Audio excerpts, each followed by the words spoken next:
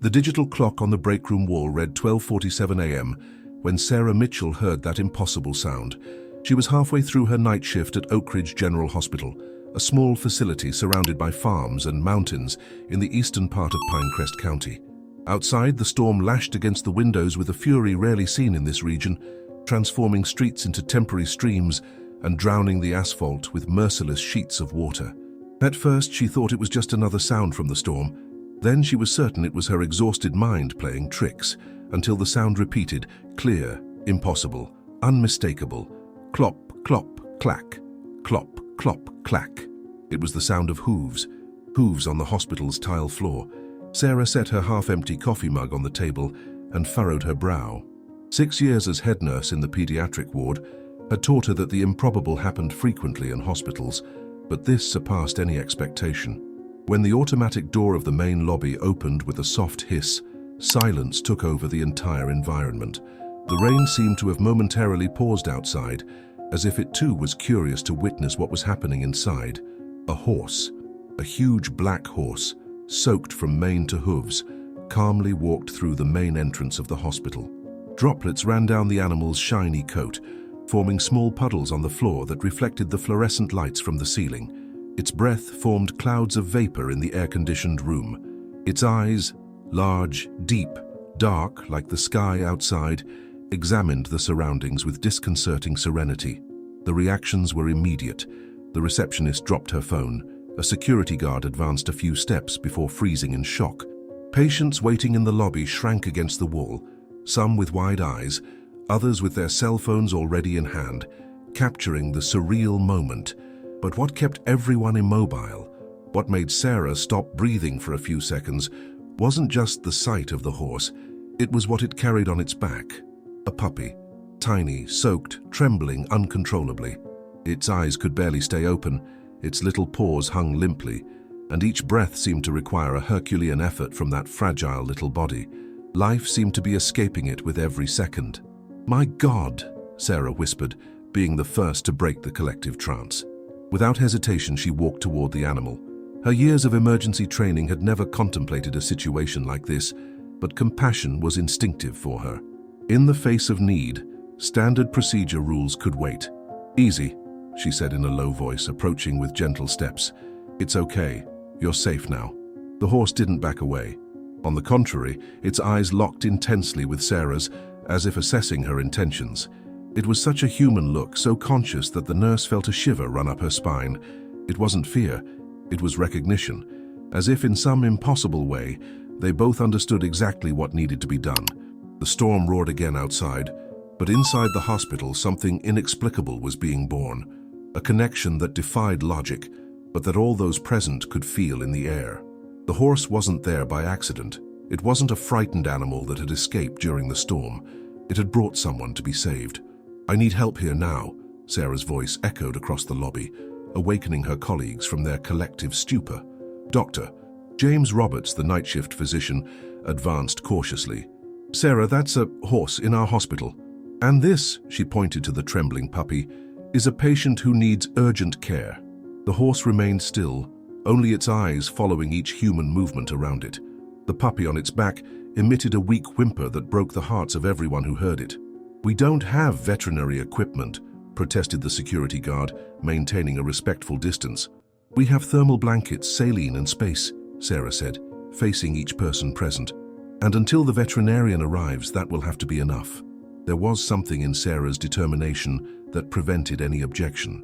Perhaps it was the same quality the horse had perceived in her, that unwavering willingness to help, regardless of the circumstances. "The supply room on the 3rd floor has been empty since the renovation," suggested Lisa, a nursing technician. "It's spacious enough," Sarah nodded. "Let's take them there. James, can you call Central Veterinary Clinic, ask them to send someone urgently?"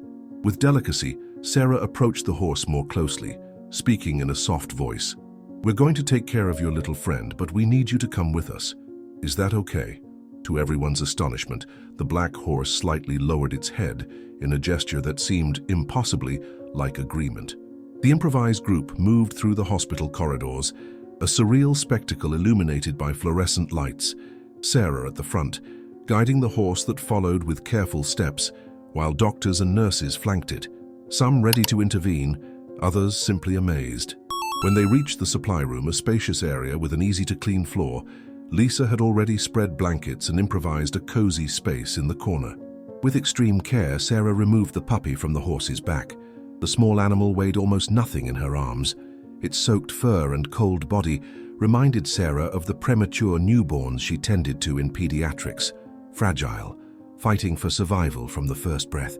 "Let's call you Droplet," she murmured as she wrapped the puppy in warm towels. "And you," she looked at the horse who was attentively watching each movement, "you'll be Storm." The horse's eyes blinked in response, and Sarah could swear there was understanding in that gaze. "Sarah, this is crazy," said James, returning to the room after making the calls. "The vet is on her way, but the hospital has protocols. We can't simply—" "Look at them, James," Sarah interrupted, still focused on warming the puppy. "Really look." The doctor fell silent, observing the horse that remained serenely beside Sarah, its eyes fixed on the small patient in her arms. There was a bond there, a connection that transcended immediate understanding. "Storm brought Droplet for a reason," she continued. "He found our hospital in the middle of a storm, entered through the automatic doors, and remained calm throughout the process. This isn't normal behavior for a horse." James ran his hand through his graying hair, clearly torn between following protocols and recognizing the extraordinary nature of the situation. "Give me 1 hour," Sarah asked. "If the director wants to reprimand me later, so be it. But right now, let's do what's right." The puppy, now warmer, was breathing a little better. Its little eyes opened momentarily, focusing on Sarah before closing again. The nurse felt a wave of protection so intense that it surprised even herself.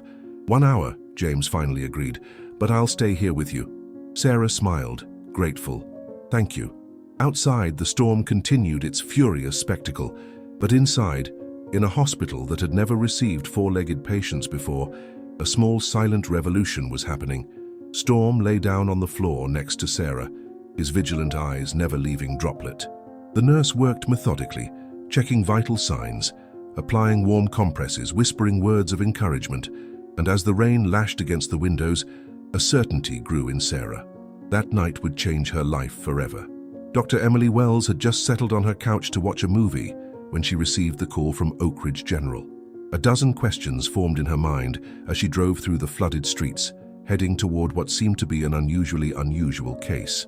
Her veterinary clinic was only 10 minutes from the hospital, but the storm transformed the journey into a 20-minute odyssey. When she finally arrived, soaked and with her emergency kit in hand, Emily was greeted by a visibly uncomfortable security guard. "Third floor," he said, avoiding her gaze. "Supply room." The elevator seemed too slow for her growing anxiety. The news she'd received over the phone was so improbable that part of her believed it was an elaborate prank. A horse in the hospital, carrying a dying puppy, in the middle of a storm. As soon as the elevator doors opened, Emily knew it was no prank at all. The buzz in the hallway, the curious looks from the staff, and the palpable energy in the air confirmed it. Something extraordinary had happened there. When she entered the supply room, the scene before her froze her thoughts.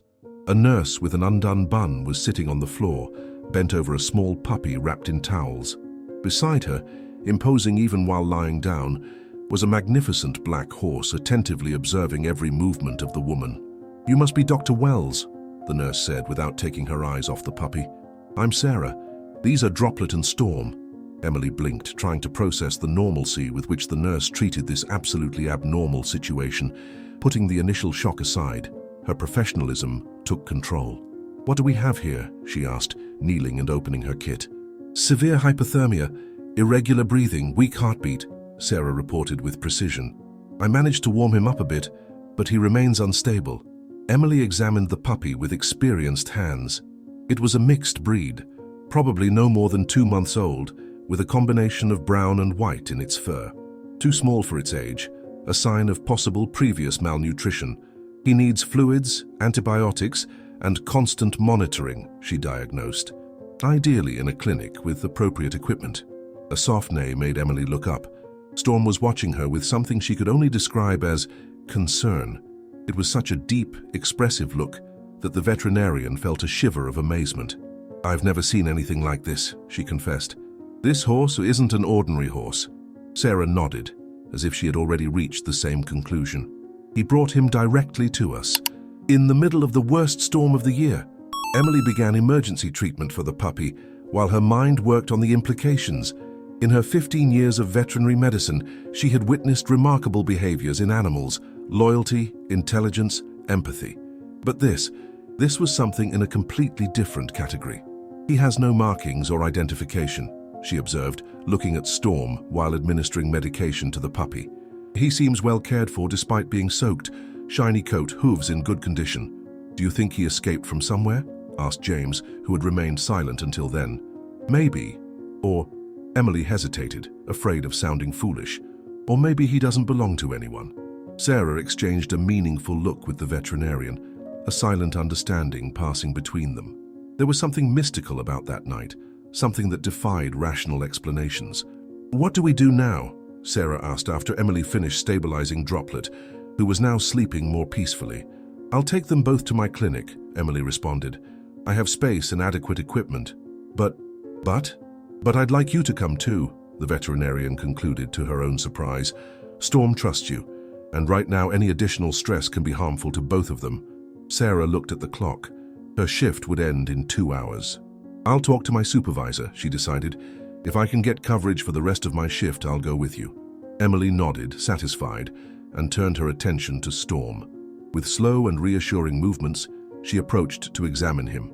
To her surprise, the horse allowed the complete examination without any resistance. He seems to be in perfect condition, she murmured, perplexed. Not even exhausted from carrying the puppy or from exposure to the storm. That's when she noticed something unusual on the animal's neck. Under the wet mane, almost imperceptible, there was a small mark, not of ownership or identification, but what seemed almost like a natural symbol in his coat. Look at this, she called Sarah. It looks like a star. The mark, in the distinct shape of a 5-pointed star, was subtle, the size of a coin. Emily had never seen anything like it. Curious? She commented, photographing the mark with her phone. I'll research this later. The buzz in the hospital increased as news of the unusual visit spread. Staff found excuses to pass through the corridor and peek through the half-open door. Some more curious patients risked a look. Phones discreetly captured images. We need to get them out of here before this turns into a circus, said James, concerned.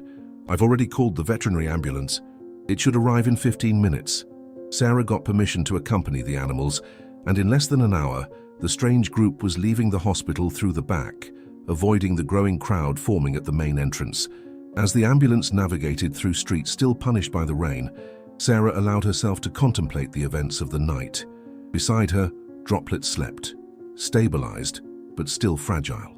Storm was lying in the adapted space of the ambulance, his eyes fixed on the small life he had saved. Who are you? Sarah whispered, more to herself than expecting an answer. And how did you know where to find help? The storm had diminished in intensity, transforming into a persistent and melancholic rain. The day would begin to dawn in a few hours, bringing light to a story that, Sarah felt, was just beginning. The Central Veterinary Clinic occupied a renovated 2-story building in the old neighborhood of Pinecrest. The first rays of sun were emerging between scattered clouds when the ambulance arrived, revealing a sky washed by the previous night's storm. Emily had converted the old backyard into a small covered stable, mainly for horses from nearby properties that needed prolonged care. It was a cozy and clean space, connected to the interior of the clinic by a wide door. Storm will stay here, she explained to Sarah while the veterinary assistants carefully transferred the horse. And Droplet will stay in the intensive care room, but we can bring a small bed for him here later if Storm remains calm. Sarah admired the organization of the place and the naturalness with which Emily handled the unusual situation. Physically exhausted after the night shift and the adrenaline of the events, she gratefully accepted the coffee offered by one of the assistants. Do you want to go home and rest? Asked Emily, while checking Droplet's vital signs, now installed in a small incubator. Sarah looked at Storm, who was attentively observing through the open door that connected the stable to the clinic. No, she decided, I want to stay a bit longer. At least until I'm sure they're both stable. Emily smiled, understanding. Actually, I was hoping you'd say that. I have some theories I'd like to share, and your observation would be valuable. The following hours were occupied with detailed examinations. Droplet received intravenous fluids, antibiotics, and nutritional supplements. His condition, although still delicate, showed promising signs of improvement. Storm, in turn, allowed all examinations with impressive docility. Blood samples, dental check, hoof examination, all without the slightest resistance. Emily documented each detail meticulously, her professional fascination evident. "It's extraordinary," she commented while typing notes on her tablet. Physically, Storm is a perfect specimen. He looks like a cross between a Frisian and a Lusitano, but there's something different about him. "Different how?" asked Sarah, who was caressing the horse's neck while he ate placidly. "It's hard to explain." Emily frowned, searching for the right words. "His cognitive patterns, the way he observes, how he reacts, and that star-shaped mark. I've never seen anything like it." It was then that they noticed the sudden movement. Storm had raised his head, his attentive ears turned toward the clinic door. Seconds later, they heard the knocking. A middle-aged man, dressed in a municipal park service uniform, was at the reception. His expression was a mixture of anxiety and relief. "Good morning," he introduced himself. "I'm Michael Barnes, coordinator of Oak Ridge Park. I heard you found a horse last night." Emily and Sarah exchanged quick glances before inviting him in. Michael walked to the stable and, upon seeing Storm, let out an audible sigh. "It's him, all right," he confirmed. "Everyone at the park has been looking for him since yesterday afternoon." "He's from the park?" Sarah asked, surprised. Oak Ridge Park was a large green area with artificial lakes, ecological trails, and as far as she knew, a small equine therapy center. "Yes and no," Michael answered enigmatically, approaching Storm with evident respect. "He arrived at the park about 3 months ago, simply appeared one day wandering along the more remote trails." "Appeared?" Emily raised an eyebrow. "No one brought him?" Michael shook his head. "We tried to locate an owner for weeks. There were no records, chips, nothing. No farm or equestrian center in the region recognized the animal. Eventually, we obtained permission to keep him at the park, where he adapted incredibly well to the equine therapy program." "He works with special needs children?" Sarah asked, fascinated. "Yes, and he's extraordinary with them," Michael smiled. "He seems to instinctively understand the needs of each child. The therapists say they've never seen anything like it." The story was becoming increasingly intriguing. A mysterious horse that appeared out of nowhere, exceptionally intelligent and empathetic, who then disappeared during a storm, only to reappear at a hospital carrying a puppy on the brink of death. "And what about the puppy?" Emily inquired, leading Michael to see Droplet in the incubator. "Do you recognize him?" The man examined the small sleeping animal and shook his head. "I've never seen him before. We don't have dogs at the park, just the horses for the program and some wildlife in the conservation areas. He was carrying Droplet when he entered the hospital," explained Sarah. "Exactly as if he knew the puppy needed urgent medical help." Michael didn't seem as surprised as he should have been. "There was something special about Storm from the first day," he commented. "The children in the equine therapy program started calling him the magic horse." "By the way," Emily pointed to the animal's neck, "did you notice this star-shaped mark?" "Of course," Michael smiled. "That's why the children chose the name Star for him, although it seems you've renamed him." "Storm," Sarah said softly. "It seemed appropriate at the time." "It's a good name," Michael agreed. "He seems to like it." As if understanding the conversation, Storm neighed softly, moving to be closer to the incubator where Droplet was resting. "What's the plan now?" asked Michael. "The children in the program miss him, but I understand there's a special situation here." Emily assumed her professional tone. "The puppy still needs intensive care for at least a few days, and honestly, Storm has been a stabilizing presence for him. Would it be possible to keep him here until Droplet is out of danger?" Michael pondered for a moment. "I think we can arrange that. In fact," he hesitated, "maybe this is an opportunity for something more permanent." "How so?" Sarah asked. "We've been discussing expanding the therapeutic program to include animals beyond horses. Dogs, specifically, have shown impressive results in assisted therapies." Michael looked at Droplet. "If this little one survives, he and Storm could be an incredible duo for the program."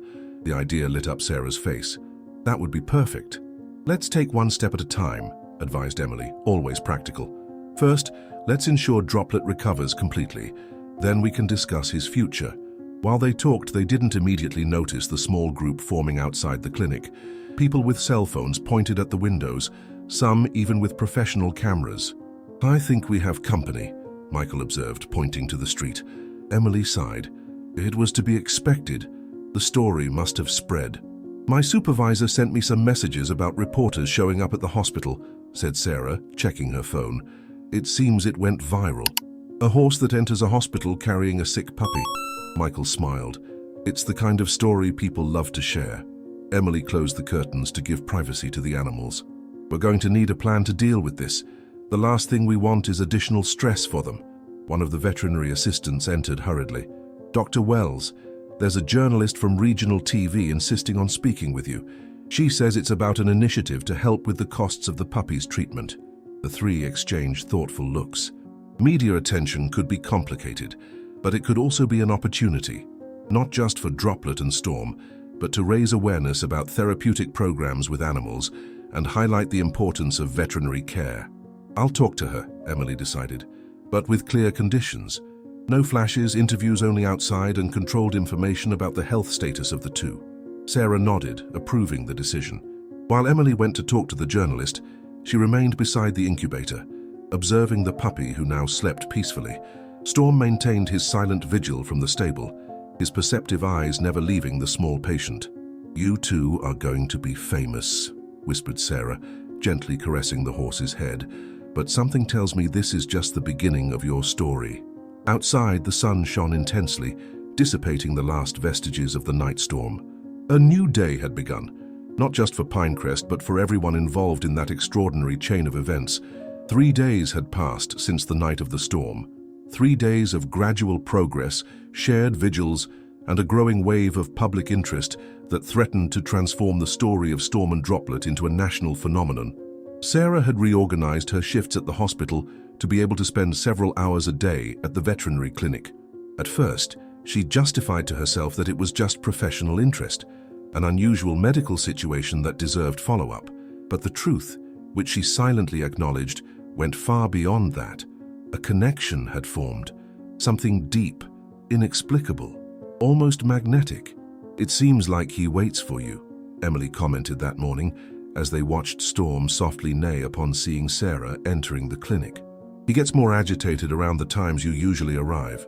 Sarah smiled, feeling a wave of warmth in her chest as she approached the animal. "How is he today?" "Physically, perfect," Emily replied, consulting her notes.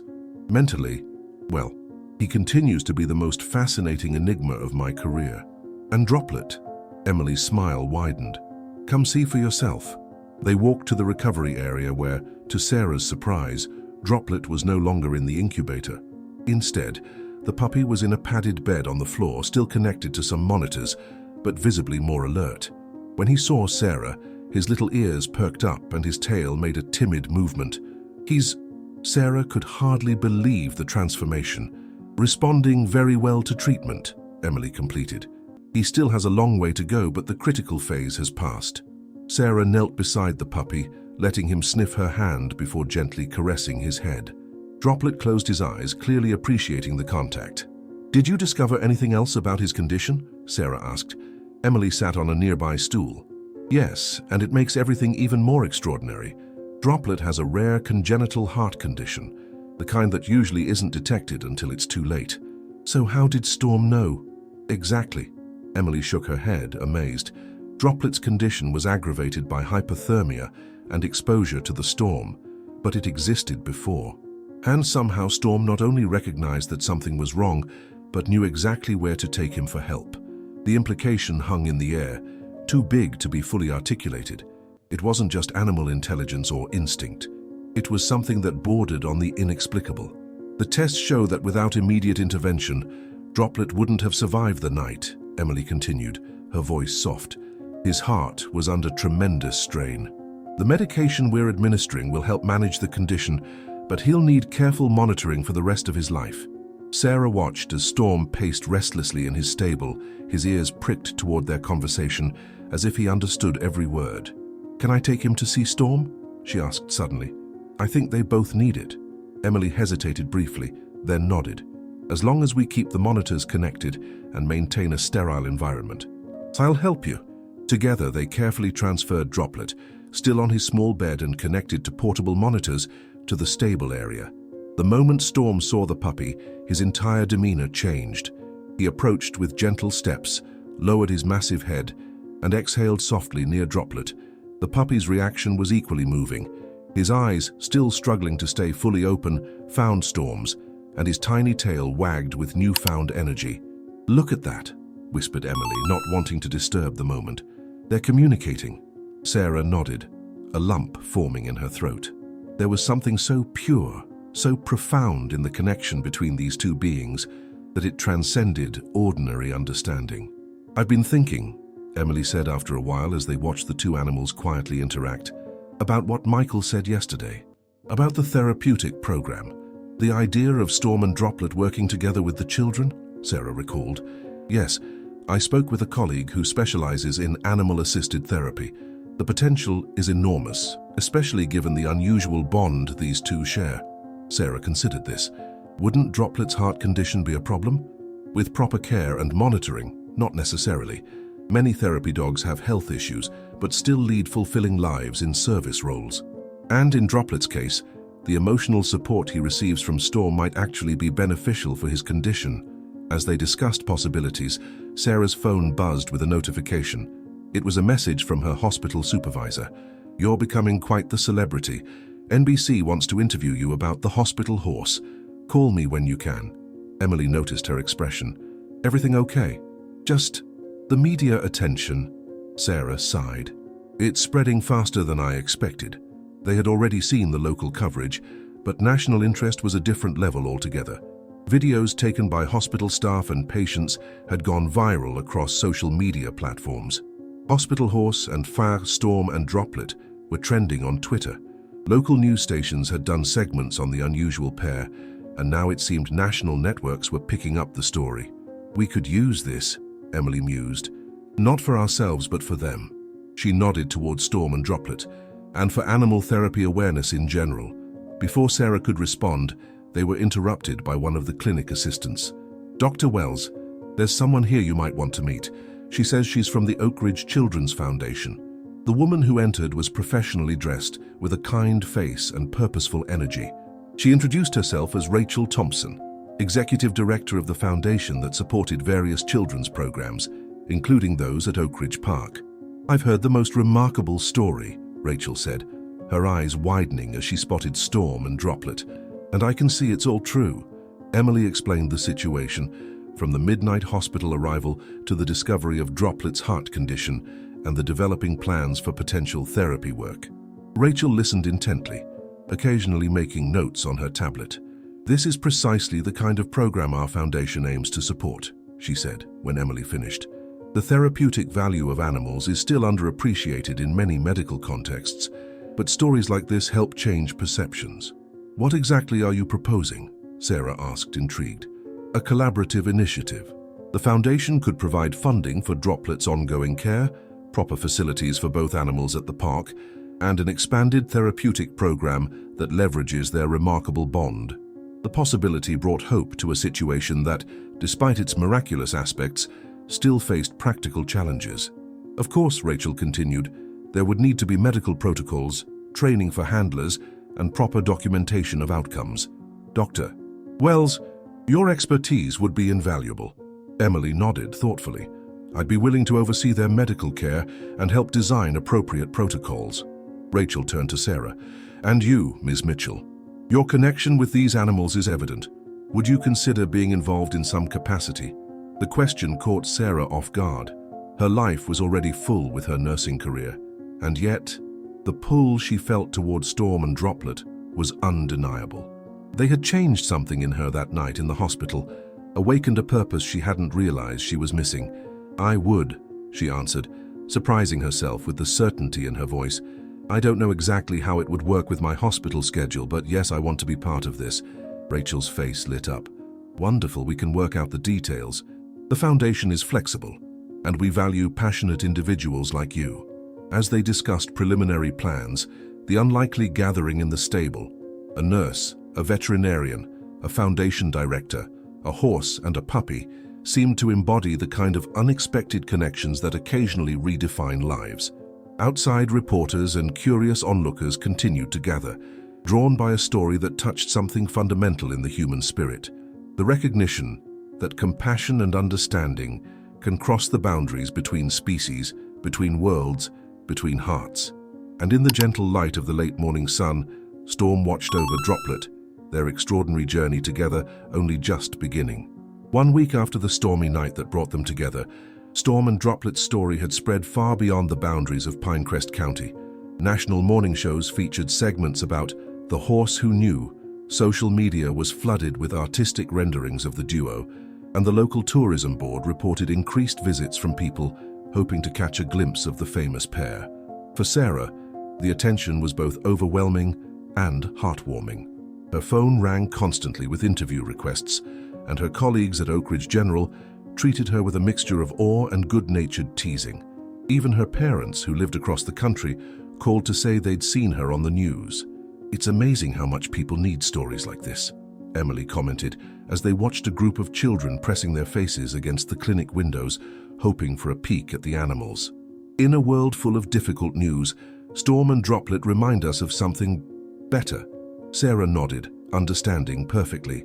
The story resonated because it spoke to something universal, the hope that there was more to life than what could be logically explained, that compassion could transcend barriers and manifest in unexpected ways. Droplet's recovery had exceeded all expectations. The tiny puppy who had been clinging to life now explored his surroundings with cautious curiosity, his energy growing day by day. His heart condition remained, but the medication was working effectively, and his prognosis had improved from guarded to optimistic. Storm, meanwhile, had become something of a protective guardian, always alert to Droplet's needs. Emily had observed behavioral patterns that defied conventional understanding of equine psychology. "He anticipates," she explained to Dr. Marcus Chen, a renowned animal behaviorist who had traveled from Berkeley to observe the pair. "Not just responds, but anticipates." Dr. Chen watched as Storm shifted position slightly before Droplet woke from a nap, as if he knew the puppy was about to stir. "Fascinating. There are documented cases of unusual interspecies bonds, but this level of attunement is exceptional. The Foundation for Animal-Human Connection had already committed a preliminary grant to study the pair. Scientists, therapists, and medical professionals were eager to understand the implications, not just for animal behavior research, but for therapeutic applications. "The children at Oakridge Park keep asking when Storm is coming back," Michael reported during his daily visit, "but now they're equally excited to meet his little dog friend." Today was special. After extensive preparation and consultation, it was decided that Storm and Droplet were ready for a carefully controlled return to Oakridge Park. Not for full therapeutic sessions yet, but for an introduction to the environment and a reunion with the children who had bonded with Storm before his mysterious disappearance. The media had been limited to one network crew, positioned at a respectful distance. Security measures were in place to ensure the animals wouldn't be stressed by the attention. Everything had been planned with meticulous care. "Nervous?" Emily asked Sarah, as they prepared for the short journey. Sarah smiled, checking Droplet's portable monitor one last time. "A little, but mostly excited. It feels right, you know? Like this is where they're meant to be." The specially equipped transport van arrived at the clinic entrance, where a small crowd of well-wishers had gathered despite the early hour. Storm boarded with dignified calm, as if he understood the importance of the occasion. Droplet, secured in his specialized carrier, seemed equally composed. "He knows he's going home," one of the clinic assistants remarked, and no one could find reason to disagree. The drive to Oakridge Park took 15 minutes. Sarah spent the time beside Droplet, occasionally glancing at Storm, who traveled in a modified horse compartment with a window that allowed him to see the puppy at all times. When they arrived, Sarah was struck by the beauty of the location. Set against the backdrop of distant mountains, Oakridge Park featured gentle rolling hills, clusters of tall oaks, and a tranquil lake that shimmered in the morning light. The therapeutic center was situated in a peaceful corner, surrounded by gardens designed for sensory engagement. A small gathering waited for them. Michael, Rachel from the Foundation, several therapeutic staff members, and behind a colorful barrier, a group of children with their parents or caregivers. Their faces showed a mixture of excitement and wonder. As Storm emerged from the transport, a collective gasp rose from the children, followed by soft applause and whispers. The magnificent black horse seemed to stand taller, his ears pricked forward in recognition. He scanned the gathering until his eyes found the children, and something in his posture softened. Sarah followed with Droplet's carrier, setting it down carefully on a blanket in the shade. The children watched with wide eyes as she gently lifted the puppy out, cradling him so they could see. "This is Droplet," she announced, her voice carrying across the hushed gathering. "He's still recovering, so we need to be very gentle and quiet around him." The children nodded solemnly, their faces serious with the responsibility of the moment. One little girl in a wheelchair raised her hand tentatively. "Yes?" Sarah smiled encouragingly. "Did Storm really know the puppy was sick?" the child asked, her voice soft but clear. Sarah glanced at Storm, who stood nearby, his attention divided between Droplet and the children he clearly remembered. "Yes," she answered simply. "He knew, and he found a way to get help." This answer seemed to satisfy not just the little girl, but everyone present. There was something powerful in acknowledging the mystery without trying to diminish it with excessive explanation. Michael stepped forward, addressing the gathering. "Today is just a visit to help Storm and Droplet get comfortable with their new home. In a few weeks, when Droplet is stronger, they'll begin working with some of you in special sessions." The therapeutic staff had prepared a sheltered area where Storm and Droplet could rest while the children took turns approaching in small groups. Each interaction was carefully monitored, but the concerns about stress proved unnecessary. Both animals seemed to thrive on the gentle attention, particularly from the children. Sarah found herself moved to tears watching a boy with autism, who rarely made eye contact with humans according to his therapist, stare transfixed into Storm's eyes while stroking his nose with perfect gentleness. "He's never connected like this before," the boy's mother whispered, her own eyes glistening. "It's like they understand each other." By midday, it was clear the visit was an unqualified success. The children were delighted, the animals content, and the staff excited about the therapeutic potential. Even the media crew maintained a respectful distance, capturing moments without intrusion. As they prepared to return to the clinic, Droplet would stay at the hospital for another week before permanently moving to the park. Rachel approached Sarah with an unexpected question. "Have you given any more thought to our offer?" The Oak Ridge Children's Foundation had proposed a part-time position for Sarah, clinical coordinator for the new animal therapy program they were developing around Storm and Droplet. It would mean reducing her hospital hours, embracing a new professional direction, and stepping into somewhat uncharted territory. Sarah looked around at the peaceful scene. Children reluctantly saying goodbye to the animals, therapeutic staff discussing plans, Emily making notes about Droplet's responses to the stimulation. She felt a certainty forming within her, the kind that comes when a path suddenly appears where there was once only confusion. "I have," she said, turning back to Rachel, "and I'd like to accept." 3 months passed in a blur of activity, transformation, and quiet moments of wonder. The Oak Ridge Animal Therapy Center, as it was now officially called, had been expanded with funds from the foundation and donations that poured in from around the country. What had once been a modest equine therapy program now included a state-of-the-art facility, with spaces designed for various therapeutic approaches. Storm and Droplet had settled into a comfortable routine.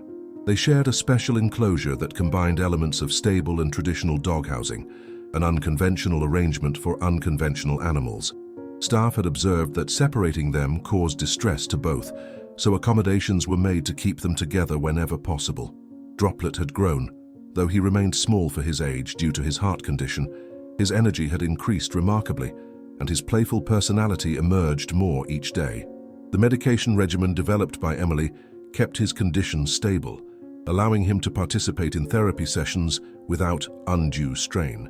Sarah divided her time between the center and reduced hours at Oak Ridge General, finding unexpected synergy between the two roles. Her nursing background proved invaluable in developing protocols for the therapy program, particularly for children with medical complexities. Today was the quarterly review meeting, where the team would assess the program's progress and plan for future developments. Sarah arrived early, taking a moment to visit Storm and Droplet before the day officially began. "Good morning, you two," she said softly, entering their enclosure with the familiar sense of peace that always came over her in their presence. Storm nickered a greeting, moving forward to gently bump his nose against her shoulder, a ritual that had developed between them. Droplet, curled in his plush bed near the wall, raised his head and gave a sleepy tail wag before stretching and trotting over. Sarah knelt to pet the puppy, who had become considerably less fragile but no less affectionate. "Big day today," she told them both. "Lots of important people coming to see what you've accomplished." Dr. Chen, the animal behaviorist from Berkeley, had remained involved with the program, conducting a longitudinal study on the animal's interaction and therapeutic impact. His preliminary findings had generated excitement throughout the scientific community. "The interspecies communication patterns are unprecedented," he had written in his latest report. "Storm demonstrates awareness of Droplet's physical state that goes beyond observed behavior, suggesting either extraordinary perceptual abilities or communication mechanisms we don't yet understand." More remarkable were the outcomes for the children. Those participating in the program showed measurable improvements across multiple metrics: better emotional regulation, increased verbal expression, reduced anxiety, enhanced motor skills, and stronger social connections. Parents reported changes that extended well beyond the therapy sessions themselves. The glass doors at the entrance swung open, and Emily walked in, carrying her usual clipboard and a tray of coffee cups. "Thought we might need reinforcements today," she said, offering a cup to Sarah. "The Foundation board members are already in the conference room, along with Dr. Chen and 2 representatives from the National Institute for Complementary Health." Sarah accepted the coffee gratefully. "Any sign of the hospital administrative team?" "Just arriving. Dr. Roberts looks nervous," Emily grinned. "Still can't quite believe his hospital's night shift nurse is now running a nationally recognized therapy program." The collaboration between Oak Ridge General and the Therapy Center had evolved into a pioneering initiative that bridged conventional medicine and alternative therapeutic approaches. Children receiving treatment at the hospital were referred to the center when appropriate, creating a more holistic care model. "We should head over," Sarah said, giving Storm a final pat. "Will you be okay bringing them to the demonstration later?" Emily nodded. "We're all set. Michael will help me. Just focus on your presentation." As they walked toward the main building, Sarah reflected on the journey of the past months. The media attention had eventually died down, though occasional reporters still visited to do follow-up stories. What remained was something more meaningful, a program built on the extraordinary bond between 2 animals that somehow transcended the expected boundaries of nature. In the conference room, Sarah presented the latest data with quiet confidence. Graphs showed progress measurements, quotes from parents and teachers testified to real-world impacts, and medical metrics demonstrated improvements in physical indicators. "What makes this program unique," she explained to the attentive audience, "isn't just the unusual pairing of a horse and dog as therapy animals. It's the relationship between them that resonates so powerfully with the children. Many of our participants struggle with connection, with expressing needs, with trusting others, with believing they're understood." She clicked to the next slide, showing a series of photographs. Storm standing perfectly still, while a child with severe anxiety leaned against his flank. Droplet cuddled in the lap of a nonverbal girl who had spoken her first words during their session. Both animals, working in tandem as a boy with mobility challenges, navigated a simple obstacle course. When these children see Storm and Droplet, 2 vastly different beings who form this profound bond, something shifts in their understanding of what's possible in their own lives. The presentation concluded with a scheduled demonstration. The group moved to the observation area adjacent to the main therapy space, where Michael had prepared a session with 8-year-old Lily, a child with selective mutism who had been participating in the program for 6 weeks. Emily brought Storm and Droplet in, and Sarah watched the visitors' faces as they observed the interaction. Lily, who rarely spoke in social settings, maintained a running commentary directed at the animals, explaining her activities and asking them questions as if their understanding was a given. More telling was the harmony between the animals themselves. Storm positioned himself to provide a sense of security, while Droplet engaged more directly, retrieving toys and responding to simple commands from the child. They worked not as 2 separate therapy animals, but as a coordinated team, adapting their behavior to Lily's changing emotional state. "Incredible," murmured one of the Institute representatives. "The literature describes animal-assisted therapy, but this is something else entirely." After the demonstration, as the visitors dispersed for a lunch break, Dr. Roberts approached Sarah. The hospital administrator's initial skepticism had gradually transformed into cautious support, and finally, genuine enthusiasm. "I have to admit, I thought you were making a mistake when you reduced your hospital hours for this," he said frankly. "But what you've built here, it's extraordinary." Sarah smiled. It was never about choosing between nursing and this. It was about following where Storm and Droplet were leading. Dr. Roberts nodded thoughtfully. "The hospital board is considering expanding our partnership with the center. We've seen remarkable outcomes in our pediatric patients who participate." This was welcome news. Greater institutional support would help sustain the program long-term, ensuring that Storm and Droplet's gift continued to reach children who needed it most. As Sarah walked back toward the animals' enclosure, she passed the memorial garden that had been planted near the center's entrance. At its heart stood a simple stone marker with an engraved image of rain falling on a hospital and the words, "Sometimes help comes in unexpected forms." It was a reminder of that stormy night that had changed so many lives, most of all her own. Sarah had always found purpose in her nursing career, but this unexpected path had revealed a deeper calling, one that connected healing across the boundaries that usually separated human and animal care.